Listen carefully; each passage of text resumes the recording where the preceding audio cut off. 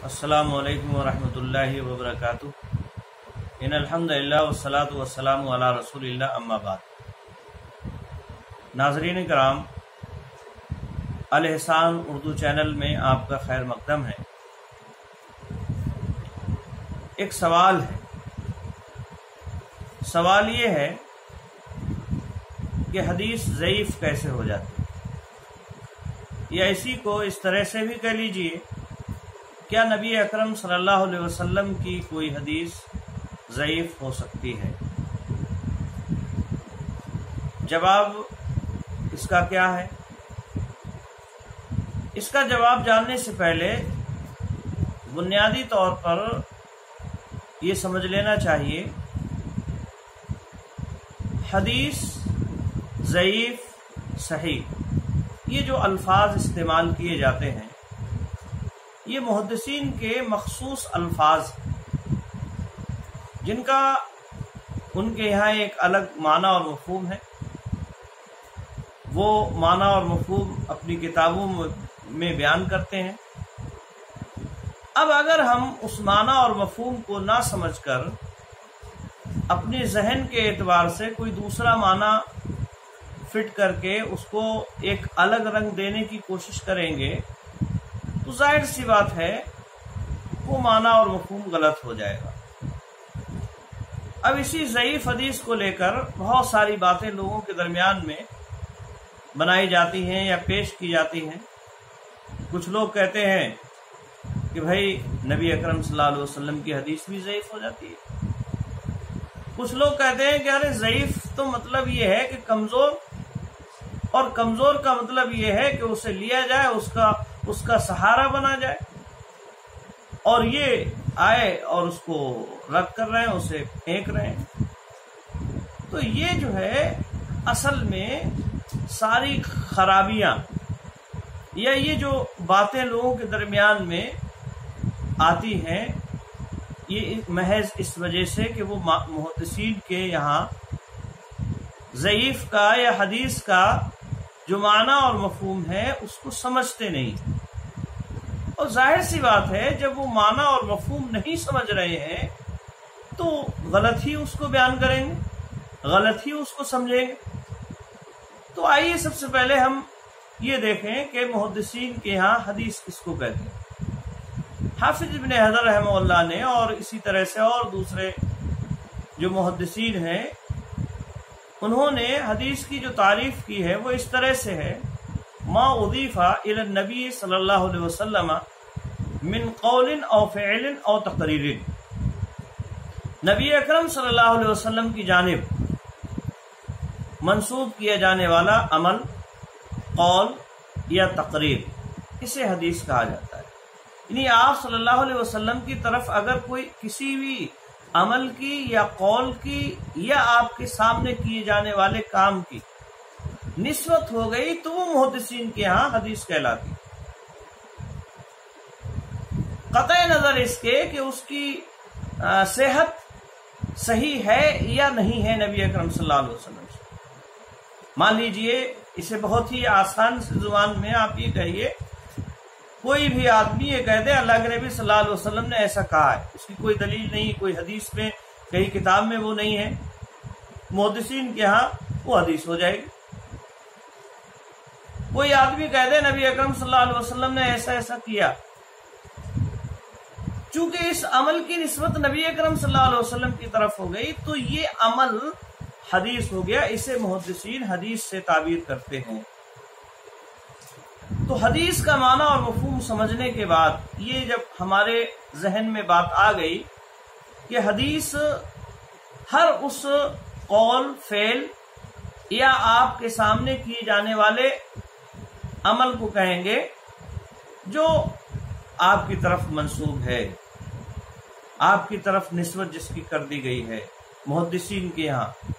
तो अब जब हम इस चीज को समझ गए तो हमें बड़ी आसानी से ये बात भी समझ में आ जाएगी कि हदीस ज़ईफ़ कैसे हो जाती है। हदीस ज़ईफ़ कैसे हो जाती है, इसके बहुत सारे असबाब हैं।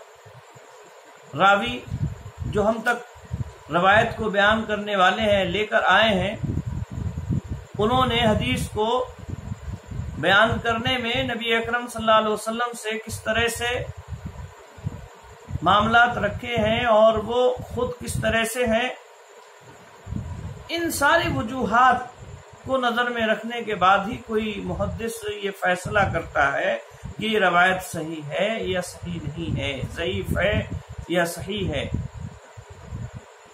اسباب ضعف، راوی کے اندر پائی جانے والی خرابیاں اگر ہم انہیں جانیں تو ہمیں معلوم ہوگا کہ روایت ضعیف کیسے ہو جاتی ہے۔ کوئی بھی روایت بیان کرنے والا آدمی اگر وہ ثقہ ہے، عادل اور تام الضبط ہے، یعنی اس کا حافظہ مضبوط ہے، تو پھر اس کے علاوہ پھر دوسری چیزیں دیکھی جاتی ہیں۔ اور اگر وہ راوی تام الضبط نہیں ہے، عادل نہیں ہے، تو پھر اس راوی کے اندر خرابی ہے اور اس خرابی کی بنیاد پر وہ روایت ضعیف ہوتی ہے۔ کوئی بھی راوی 10 وجہوں سے اس کے اندر تعان کیا جاتا ہے، اس کے اندر جرح کی جاتی ہے، اور وہ 10 وجہ جو ہیں ان میں سے 5 کا تعلق راوی کے دین اور اس کے اخلاق سے، یعنی وہ اخلاقی اعتبار سے کس طرح سے ہے، دینی اعتبار سے اس کا کیا معیار ہے، یہ ہم دیکھیں گے۔ اور وہ 5 اسباب جو دین اور اس کے اخلاق سے تعلق رکھتے ہیں، ان میں سب سے پہلا ہے جھوٹ، الکذب۔ نبی اکرم صلی اللہ علیہ وسلم کی احادیث میں اس سے جھوٹ ثابت ہے۔ نبی اکرم صلی اللہ علیہ وسلم کی طرف وہ جھوٹی باتیں منسوب کرتا ہے، سب سے پہلی اور بنیادی چیز یہ۔ دوسرے نمبر پر تہمت بالکذب، یعنی جھوٹ کی اس پر تہمت ہے۔ نبی اکرم صلی اللہ علیہ وسلم پر جھوٹ تو ثابت نہیں ہے، لیکن عام معاملات میں وہ جھوٹ بولتا ہے۔ اسی طرح سے تیسرا سبب الفسق، گناہگار ہے، فاسق ہے، فاجر ہے، جو اسلامیات اللہ رب العالمین نے جن کاموں کے کرنے کا حکم دیا ہے کھلم کھلا وہ کرتا نہیں ہے، عذر اور بہانے بنا دیتا ہے، تو یہ بھی اس کے اندر جرح کا سبب ہوتا ہے۔ اسی طرح سے بدعات، چوتھا سبب جو ہے بدعات، اس کے اندر کوئی بدعات ہے، دین میں کوئی نیا کام ایجاد کر رہا ہے، تو یہ بھی اس کے اندر تعان کا سبب ہوتا ہے۔